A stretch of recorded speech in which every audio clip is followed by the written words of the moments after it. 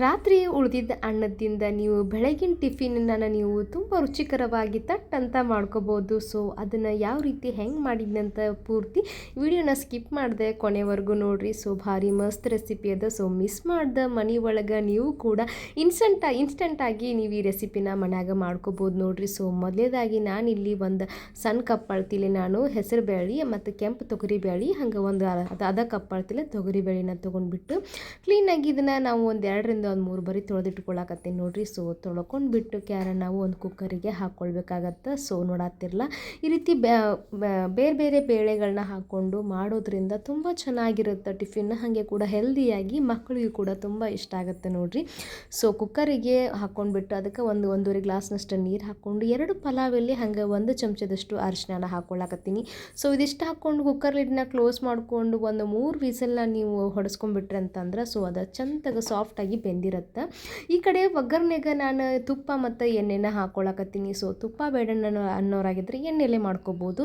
ಹಂಗೆ ಅದಕ್ಕೆ ಒಂದು 2 ಚಮಚದಷ್ಟು ಜೀರಿಗೆ ಹಾಕ್ಕೊಳಕತ್ತೀನಿ. ಹಂಗೆ ಒಂದು ಸಣ್ಣದ ಕಟ್ ಮಾಡಿದಂಥ ಬೆಳ್ಳುಳ್ಳಿ ಹಂಗೆ ಸ್ವಲ್ಪ ಶುಂಠಿ ತುರಿದ್ಬಿಟ್ಟು ಹಾಕ್ಕೊಳಕತ್ತೀನಿ ನೋಡಿರಿ. ಸೊ ಇದಿಷ್ಟು ಹಾಕ್ಕೊಂಡ್ಬಿಟ್ಟು ಸ್ವಲ್ಪ ಎಣ್ಣೆ ಒಳಗೆ ಸ್ವಲ್ಪ ಬಾಡಿಸ್ಕೊಳ್ಳೋಣಂತ. ಸೊ ಇದಕ್ಕೆ ತುಪ್ಪ ಹಾಕೋದ್ರಿಂದ ತುಂಬ ಚೆನ್ನಾಗಿ ಟೇಸ್ಟ್ ಬರುತ್ತೆ ನೋಡಿರಿ. ಖಾರಕ್ಕೆ ನಾನು 1-2 ಹಸಿಮೆಣ್ಸಿನ್ಕಾಯಿ ಹಂಗೆ ಒಂದು 3 ಒಣ ಮೆಣಸಿನ್ಕಾಯಿನ ಹಾಕ್ಕೊಂಡಿದ್ದೀನಿ. ಸೊ ಇನ್ನೂ ಸ್ವಲ್ಪ ನೀವು ಖಾರ ಜಾಸ್ತಿ ಇಷ್ಟಪಡೋರಾಗಿದ್ದರೆ ಇನ್ನೊಂದು 2 ಮೆಣಸಿನ್ಕಾಯಿನ ಹಾಕ್ಕೋಬೋದು ನೋಡಿರಿ. ಹಂಗೆ ಸ್ವಲ್ಪ ಕರಿಬೇವು ಸೊಪ್ಪು ಹಾಕ್ಕೊಂಡಿದ್ದೀನಿ. ಸೊ ಇವಾಗ ಒಂದು ಉಳ್ಳಾಗಡ್ಡಿನ ಕಟ್ ಮಾಡಿ ಹಾಕ್ಕೊಳಕತ್ತೀನಿ. ಸೊ ಉಳ್ಳಾಗಡ್ಡಿನ ಪೂರ್ತಿ ಚಂದಾಗ ನೀವು ಬೇಯಿಸ್ಕೊಳ್ಬೇಕಾಗತ್ತೆ, ಫ್ರೈ ಆಗಲಿ ಅದು. ಇವಾಗ ನಾನು ಇದಕ್ಕೆ 1 ಟೊಮೆಟೊನ ಕಟ್ ಮಾಡಿದ್ದು ಹಾಕ್ಕೊಳಕತ್ತೀನಿ.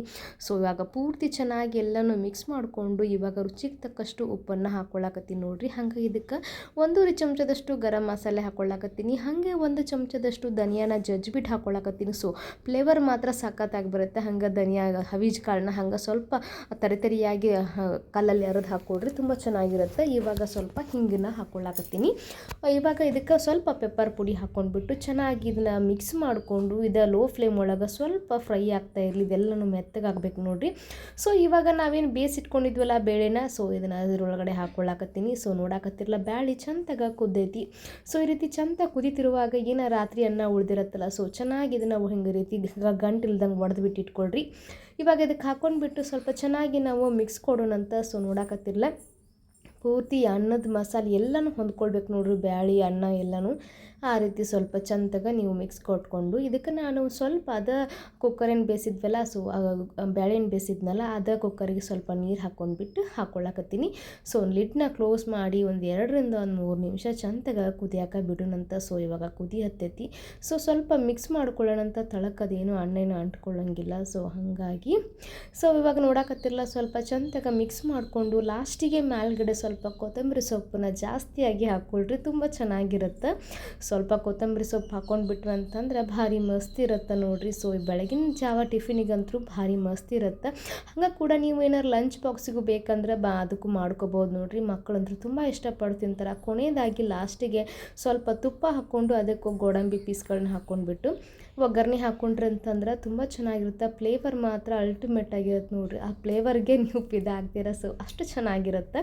ಹಾಗೆ ಕೂಡ ಇನ್ಸ್ಟಂಟಾಗಿ ಕೂಡ ಮಾಡ್ಕೋಬೋದು. ಸೊ ನೋಡಿದ್ರೆಲ್ಲ ಭಾರಿ ಮಸ್ತಂಗಿರುತ್ತೆ. ಸೊ ಇವಾಗ ಒಂದು ಪ್ಲೇಟ್ಗೆ ಸರ್ವ್ ಮಾಡ್ಕೊಂಡಿದ್ದೀನಿ ಒಂದು ಬೌಲ್ಗೆ. ಸೊ ನೋಡಾಕತ್ತಿರಲ್ಲ ತುಂಬ ಚೆನ್ನಾಗಿ ರುಚಿಕರವಾಗಿ ಆರೋಗ್ಯಕರವಾಗಿ ರೆಡಿಯಾಗೈತಿ ದಾಲ್ ಕಿಚಡಿ. ಸೊ ನೋಡಿದ್ರಲ್ಲ ಇವತ್ತಿನ ದಿನ ನಾನು ನಿಮ್ಗೆ ರಾತ್ರಿ ಉಳಿದಿದ್ದ ಅನ್ನದಿಂದ ದಾಲ್ ಕಿಚಡಿನ ಯಾವ ರೀತಿ ಮಾಡೋದಂತ ತೋರಿಸಿನಿ. ಸೊ ಭಾರಿ ಮಸ್ತ್ ಅಂದ್ರೆ ಮಸ್ತ್ ಅದ ನೋಡಿರಿ. ಸೊ ಮಿಸ್ ಮಾಡ್ದೆ ನಮ್ಮ ಚಾನಲ್ನ ಸಬ್ಸ್ಕ್ರೈಬ್ ಮಾಡ್ಕೊಳ್ರಿ, ಹಂಗೆ ಒಂದು ಲೈಕ್ ಮಾಡಿರಿ. ಮತ್ತು ಮುಂದಿನ ವಿಡಿಯೋದಲ್ಲಿ ಸಿಗ್ತೀನಂತ್ರಿ. ನಮಸ್ಕಾರ ರೀ.